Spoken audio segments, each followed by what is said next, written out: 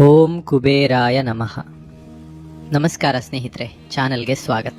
ನಿಮ್ಮ ಮನೆಯಲ್ಲಿ ಪ್ರತಿದಿನ ಲಕ್ಷ್ಮಿಯ ಪೂಜೆ ಮಾಡಿದರೂ ಹಣ ಮಾತ್ರ ನೀರಿನಂತೆ ಖರ್ಚಾಗುತ್ತಿದೆಯಾ? ಇದಕ್ಕೆ ಕಾರಣ ಒಂದೇ, ನೀವು ಹಣ ಕೊಡುವವಳನ್ನು ಪೂಜಿಸುತ್ತಿದ್ದೀರಿ, ಆದರೆ ಹಣ ಕಾಯುವವನನ್ನು ಮನೆಯಿಂದ ಹೊರಗಿಟ್ಟಿದ್ದೀರಿ. ನಿಮಗೆ ಗೊತ್ತಾ, ರಾವಣನಿಂದ ಲಂಕೆಯನ್ನೇ ಕಳೆದುಕೊಂಡ ಕುಬೇರ ಮತ್ತೆ ಶ್ರೀಮಂತನಾಗಲು ಬಳಸಿದ ರಹಸ್ಯ ತಂತ್ರವೇನು? ಮನೆಯಲ್ಲಿ ಒಂದು ಬಟ್ಟಲು ಉಪ್ಪು ಇಟ್ಟರೆ ಸಾಲ ಹೇಗೆ ಮುಗಿಯುತ್ತದೆ? ಬನ್ನಿ ಆ ರಹಸ್ಯವನ್ನು ತಿಳಿಯೋಣ. ಸ್ನೇಹಿತರೆ, ನಾವೆಲ್ಲರೂ ಹಣ ಬೇಕು ಅಂದ ತಕ್ಷಣ ನೆನಪಿಸಿಕೊಳ್ಳುವುದು ತಾಯಿ ಮಹಾಲಕ್ಷ್ಮಿಯನ್ನ. ಆದರೆ ನಿಮಗೊಂದು ಸತ್ಯ ಗೊತ್ತಾ? ಲಕ್ಷ್ಮಿ ಚಂಚಲೆ, ಅವಳು ಒಂದೇ ಕಡೆ ನಿಲ್ಲುವುದಿಲ್ಲ. ಆದರೆ ಆ ಲಕ್ಷ್ಮಿಯನ್ನ ನಿಮ್ಮ ಮನೆಯಲ್ಲೇ ಕಟ್ಟಿ ಹಾಕುವ ಶಕ್ತಿ ಇರುವುದು ಒಬ್ಬರಿಗೆ ಮಾತ್ರ. ಅವರೇ ಧನಾಧಿಪತಿ ಕುಬೇರ. ನಮ್ಮ ಪ್ರಾಚೀನ ಶಾಸ್ತ್ರಗಳು ಹೇಳುವಂತೆ ಲಕ್ಷ್ಮಿ ಸಂಪತ್ತಿನ ಸೃಷ್ಟಿಕರ್ತೆ, ಆದರೆ ಕುಬೇರ ಸಂಪತ್ತಿನ ರಕ್ಷಕ.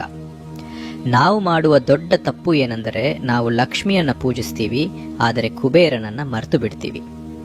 ಬ್ಯಾಂಕ್ ಮ್ಯಾನೇಜರ್ ಲಕ್ಷ್ಮಿ ಲೋನ್ ಕೊಡಬಹುದು, ಆದರೆ ಲಾಕರ್ ಕೀ ಕುಬೇರ ಇಲ್ಲದಿದ್ದರೆ ಆ ಹಣವನ್ನ ಸೇಫ್ ಆಗಿ ಇಡೋಕೆ ಆಗಲ್ಲ.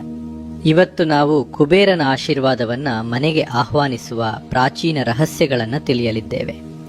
ಇದು ಕೇವಲ ಅದೃಷ್ಟದ ವಿಷಯವಲ್ಲ, ಇದು ನಮ್ಮ ಮನೆಯಲ್ಲಿ ಮತ್ತು ದೈನಂದಿನ ಜೀವನದಲ್ಲಿ ನಾವು ರೂಢಿಸಿಕೊಳ್ಳಬೇಕಾದ ಸೂತ್ರಗಳು. ಕುಬೇರನಿಗೆ ಯಾವುದು ಇಷ್ಟ, ಯಾವುದು ಇಷ್ಟವಿಲ್ಲ? ಬನ್ನಿ, ನಿಮ್ಮ ಮನೆಯನ್ನು ಅರಮನೆಯನ್ನಾಗಿ ಬದಲಿಸುವ ಆ ವಿಷಯಗಳನ್ನು ಶುರು ಮಾಡೋಣ. ಕುಬೇರನ ರಹಸ್ಯಗಳನ್ನು ತಿಳಿಯುವ ಮುನ್ನ ಅವನ ಜೀವನದ ಒಂದು ರೋಚಕ ಘಟನೆಯನ್ನು ನಾವು ತಿಳಿಯಲೇಬೇಕು. ಯಾಕೆಂದರೆ ಆ ಕಥೆಯಲ್ಲೇ ಐಶ್ವರ್ಯದ ಮೂಲ ಸೂತ್ರ ಅಡಗಿದೆ. ಒಂದು ಕಾಲದಲ್ಲಿ ಚಿನ್ನದ ಲಂಕೆ ಕುಬೇರನಿಗೆ ಸೇರಿತ್ತು. ಅವನು ಅಲ್ಲಿನ ರಾಜನಾಗಿದ್ದ. ಆದರೆ ಅವನ ಮಲ ಸಹೋದರನಾದ ರಾವಣ ತನ್ನ ಬಲದಿಂದ ಕುಬೇರನನ್ನು ಸೋಲಿಸಿ ಲಂಕೆಯನ್ನು ಮತ್ತು ಪುಷ್ಪಕ ವಿಮಾನವನ್ನು ಕಿತ್ತುಕೊಂಡ. ಕುಬೇರ ಎಲ್ಲವನ್ನು ಕಳೆದುಕೊಳ್ಳುತ್ತಾನೆ. ಆಗ ಅವನು ಏನು ಮಾಡಿದ? ಅವನು ರಾವಣನ ಮೇಲೆ ಯುದ್ಧ ಮಾಡಲಿಲ್ಲ, ಅಳುತ್ತಾ ಕೂರಲಿಲ್ಲ.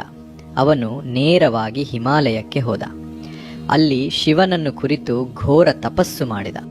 ಅವನ ಭಕ್ತಿಗೆ ಮೆಚ್ಚಿ ಶಿವನು ಪ್ರತ್ಯಕ್ಷನಾದಾಗ ಕುಬೇರ ಕೇಳಿದ್ದು ಲಂಕೆಯನ್ನಲ್ಲ.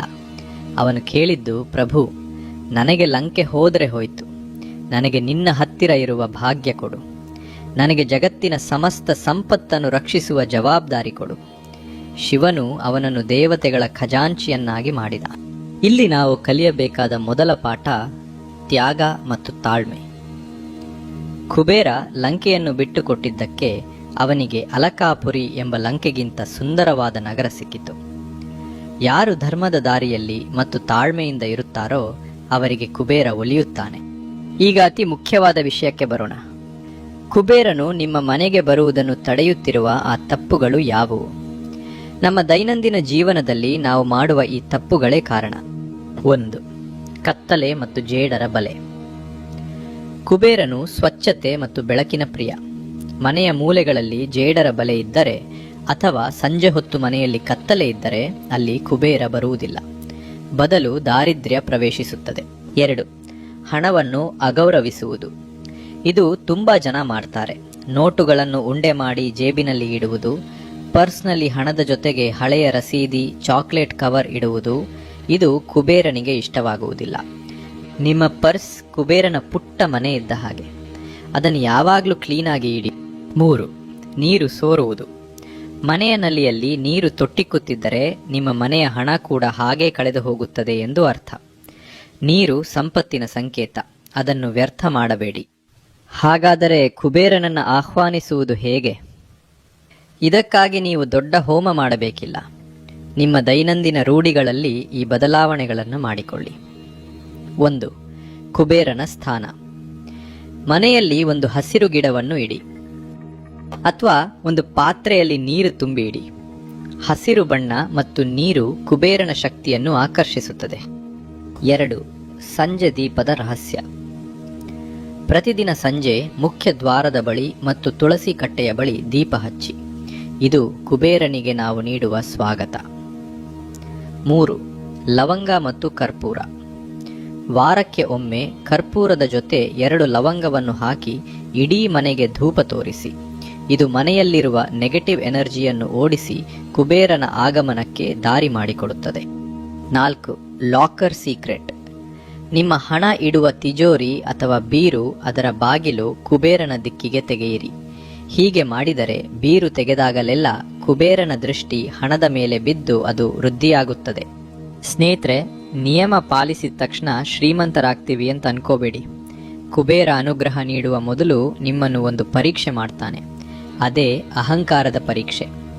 ಹಣ ಬಂದಾಗ ಮನುಷ್ಯನಿಗೆ ಸೊಕ್ಕು ಬರುವುದು ಸಹಜ. ಆದರೆ ಆ ಸೊಕ್ಕು ಬಂದರೆ ಕುಬೇರ ಅಲ್ಲಿ ನಿಲ್ಲುವುದಿಲ್ಲ.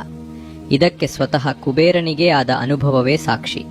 ಒಮ್ಮೆ ಕುಬೇರನಿಗೆ ತಾನು ಜಗತ್ತಿನಲ್ಲೇ ಅತ್ಯಂತ ಶ್ರೀಮಂತ ಎಂಬ ಅಹಂಕಾರ ಬಂತಂತೆ.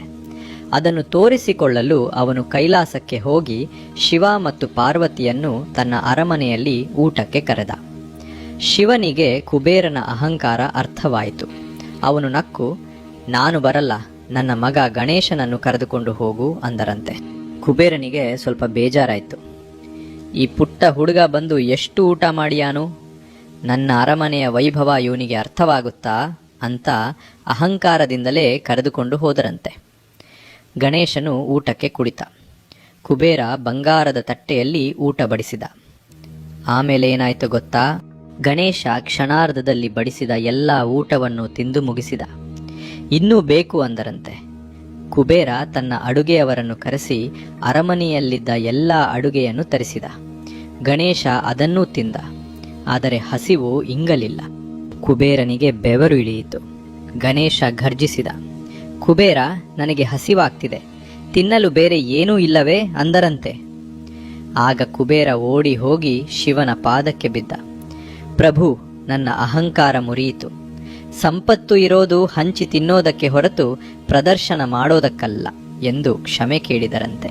ಆಗ ಶಿವ ಒಂದು ಹಿಡಿ ಅವಲಕ್ಕಿಯನ್ನ ಗಣೇಶನಿಗೆ ಕೊಟ್ರಂತೆ. ಅದನ್ನ ಭಕ್ತಿಯಿಂದ ಗಣೇಶನಿಗೆ ನೀಡಿದಾಗ ಅವನ ಹಸಿವು ನೀಗಿತಂತೆ. ಸ್ನೇಹಿತರೆ, ನಿಮ್ಮ ಹತ್ತಿರ ಎಷ್ಟೇ ಹಣ ಬರಲಿ, ನಾನು ಎಂಬ ಅಹಂಕಾರ ಬೇಡ.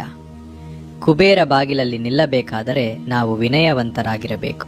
ಸ್ನೇಹಿತರೆ, ಈಗ ಒಂದು ಪ್ರಾಕ್ಟಿಕಲ್ ಆದ ನಮ್ಮ ಹಿರಿಯರು ಮಾಡುತ್ತಿದ್ದ ಸೀಕ್ರೆಟ್ ಸೇವಿಂಗ್ಸ್ ವಿಧಾನವನ್ನ ಹೇಳ್ಕೊಡ್ತೀನಿ. ಇದಕ್ಕೆ ಕುಬೇರ ಪಾತ್ರೆ ಅಥವಾ ಅಕ್ಷಯ ಹುಂಡಿ ಅಂತ ಕರೀತಾರೆ. ಇದನ್ನು ಮಾಡೋದು ಹೇಗೆ? 1. ವಸ್ತು. ಒಂದು ಸಣ್ಣ ಪಾತ್ರೆ ತಗೊಳ್ಳಿ, ಆದರೆ ಪ್ಲಾಸ್ಟಿಕ್ ಬೇಡ. 2. ಸಿದ್ಧತೆ. ಆ ಪಾತ್ರೆಗೆ ಅರಿಶಿನ ಲೇಪಿಸಿ 4 ಕಡೆ ಕುಂಕುಮದ ಬೊಟ್ಟು ಇಡಿ. ಅದರ ಒಳಗೆ ಸ್ವಲ್ಪ ಅಕ್ಕಿ, 1 ಅಡಿಕೆ ಮತ್ತು 1 ರೂಪಾಯಿ ನಾಣ್ಯ ಹಾಕಿ. 3. ಸ್ಥಾಪನೆ. ಇದನ್ನು ನಿಮ್ಮ ಮನೆಯ ದೇವರ ಕೋಣೆಯಲ್ಲಿ ಯಾರಿಗೂ ಕಾಣದಂತೆ ರಹಸ್ಯವಾಗಿ ಇಡಿ. 4. ಆಚರಣೆ. ಪ್ರತಿದಿನ ನಿಮ್ಮ ಹತ್ತಿರ ಇರುವ ಅಥವಾ ಪರ್ಸ್ನಲ್ಲಿರುವ ನಾಣ್ಯಗಳನ್ನು ಆ ಪಾತ್ರೆಗೆ ಹಾಕಿ. ಹಾಕುವಾಗ ಧನಂ ವರ್ಧತಾಮಂತ ಮನಸ್ಸಲ್ಲೇ ಹೇಳಿ. ಇದರ ಮ್ಯಾಜಿಕ್ ಏನು?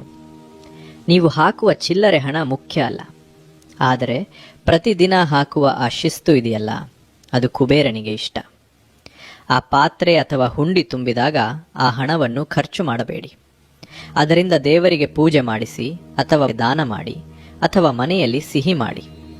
ಹೀಗೆ ಮಾಡಿದರೆ ಆ ಪಾತ್ರೆ ನಿಮ್ಮ ಪಾಲಿನ ಅಕ್ಷಯ ಪಾತ್ರೆಯಾಗುತ್ತದೆ.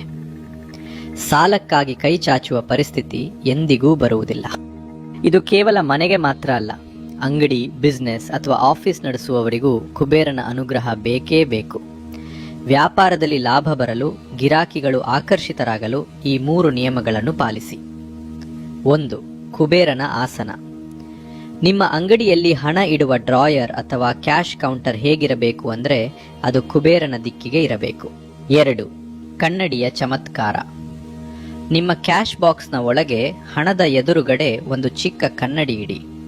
ಆ ಕನ್ನಡಿಯಲ್ಲಿ ಹಣದ ಪ್ರತಿಬಿಂಬ ಕಾಣಬೇಕು.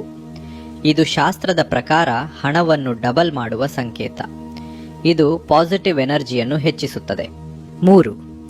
ನಿಂಬೆಹಣ್ಣಿನ ರಕ್ಷಣೆ. ಪ್ರತಿ ಮಂಗಳವಾರ ಅಥವಾ ಶುಕ್ರವಾರ ಒಂದು ಹಸಿರು ನಿಂಬೆಹಣ್ಣನ್ನು ತೆಗೆದುಕೊಂಡು ನಿಮ್ಮ ಅಂಗಡಿಗೆ ದೃಷ್ಟಿ ತೆಗೆಯಿರಿ. ಇದು ಜನರ ಕೆಟ್ಟ ದೃಷ್ಟಿಯನ್ನು ತೆಗೆದುಹಾಕುತ್ತದೆ. ದೃಷ್ಟಿ ಹೋದರೆ ಅದೃಷ್ಟ ತಾನಾಗೇ ಬರುತ್ತೆ. ಕೊನೆಯದಾಗಿ ಒಂದು ತಾಂತ್ರಿಕ ರಹಸ್ಯ. ಕುಬೇರನಿಗೆ ಪ್ರಿಯವಾದ ಸಂಖ್ಯೆ. ಕುಬೇರ ಯಂತ್ರದಲ್ಲಿ ಅಡ್ಡ, ನೇರ, ಓರೆ ಹೇಗೆ ಕೂಡಿದರೂ ಮೊತ್ತ 72 ಬರುತ್ತದೆ. ಸಾಧ್ಯವಾದರೆ ಒಂದು ತಾಮ್ರದ ಅಥವಾ ಬೆಳ್ಳಿಯ ಕುಬೇರ ಯಂತ್ರವನ್ನು ತಂದು ಪೂಜೆ ಮಾಡಿ ಪರ್ಸ್ನಲ್ಲಿ ಇಟ್ಟುಕೊಳ್ಳಿ. ಇದು ಹಣದ ಸೋರಿಕೆಯನ್ನು ತಡೆಯುತ್ತದೆ. ಹಾಗೆಯೇ ಮನೆಯಲ್ಲಿ ಹಣದ ಕಲಹಗಳಾಗುತ್ತಿದ್ದರೆ ಒಂದು ಗಾಜಿನ ಬಟ್ಟಲಿನಲ್ಲಿ ಕಲ್ಲುಪ್ಪು ತುಂಬಿ ಅದನ್ನು ಮನೆಯ ಮೂಲೆಯಲ್ಲಿ ಇಡಿ. ವರ್ಷಕ್ಕೊಮ್ಮೆ ಆ ಉಪ್ಪನ್ನು ಸಿಂಕ್ಗೆ ಹಾಕಿ ಹೊಸ ಉಪ್ಪು ತುಂಬಿ. ಉಪ್ಪು ಮನೆಯಲ್ಲಿರುವ ನೆಗೆಟಿವಿಟಿಯನ್ನು ಹೀರಿಕೊಳ್ಳುತ್ತದೆ. ಮನಸ್ಸು ಶಾಂತವಾಗಿದ್ದರೆ ಮಾತ್ರ ಅಲ್ಲಿ ಲಕ್ಷ್ಮಿ ಮತ್ತು ಕುಬೇರ ನೆಲೆಸುತ್ತಾರೆ. ಸ್ನೇಹಿತರೆ, ಮನೆ ಸರಿ ಹೋಯಿತು, ಪದ್ಧತಿ ಸರಿ ಹೋಯಿತು. ಈಗ ನಮ್ಮ ಮನಸ್ಸನ್ನು ಕುಬೇರನ ಫ್ರೀಕ್ವೆನ್ಸಿಗೆ ಟ್ಯೂನ್ ಮಾಡೋದು ಹೇಗೆ? ಇದಕ್ಕೆ ಇರುವ ಏಕೈಕ ದಾರಿ ಕುಬೇರ ಮಂತ್ರ. ಈ ಮಂತ್ರಕ್ಕೆ ಹಣವನ್ನು ಕಾಂತದಂತೆ ಸೆಳೆಯುವ ಶಕ್ತಿ ಇದೆ. ಓಂ ಯಕ್ಷಾಯ ಕುಬೇರಾಯ ವೈಶ್ರವಣಾಯ ಧನಧಾನ್ಯಾಧಿಪತಯೇ ಧನಧಾನ್ಯ ಸಮೃದ್ಧಿಮ್ಮೆ ದೇಹಿ ದಾಪಯ ಸ್ವಾಹ. ಪಠಿಸುವ ವಿಧಾನ: ಪ್ರತಿದಿನ ಬೆಳಿಗ್ಗೆ ನಿಮ್ಮ ಮನೆಯ ತುಂಬ ಬಂಗಾರದ ಬೆಳಕು ತುಂಬಿದೆ ಎಂದು ಭಾವಿಸಿ. ಈ ಮಂತ್ರವನ್ನು 21 ಬಾರಿ ಅಥವಾ 108 ಬಾರಿ ಜಪಿಸಿ. ಇದು ನಿಮ್ಮ ಆಲೋಚನೆಗಳನ್ನು ಬದಲಾಯಿಸುತ್ತದೆ. ನನ್ನ ಹತ್ತಿರ ಹಣ ಇಲ್ಲ ಅನ್ನೋ ಕೊರಗು ಹೋಗಿ ನಾನು ಸಂಪದ್ಭರಿತ ಅನ್ನೋ ಭಾವನೆ ಬರುತ್ತೆ. ಯಾವಾಗ ನಿಮ್ಮ ಭಾವನೆ ಬದಲಾಗುತ್ತೋ ಆಗ ಪ್ರಕೃತಿ ನಿಮಗೆ ಅವಕಾಶಗಳನ್ನು ಕೊಡಲು ಶುರು ಮಾಡುತ್ತೆ. ಸ್ನೇಹಿತರೆ, ಕುಬೇರ ಅಂದರೆ ಕೇವಲ ಹಣದ ರಾಶಿಯಲ್ಲ, ಅವನು ಸ್ಥಿರತೆ ಮತ್ತು ತೃಪ್ತಿಯ ಸಂಕೇತ. ಇಂದು ನಾವು ಕಲಿತ ಪಾಠಗಳನ್ನು ಒಮ್ಮೆ ನೆನಪಿಸಿಕೊಳ್ಳೋಣ. 1. ಧರ್ಮದ ದಾರಿಯಲ್ಲಿ ನಡೆಯುವುದು. 2.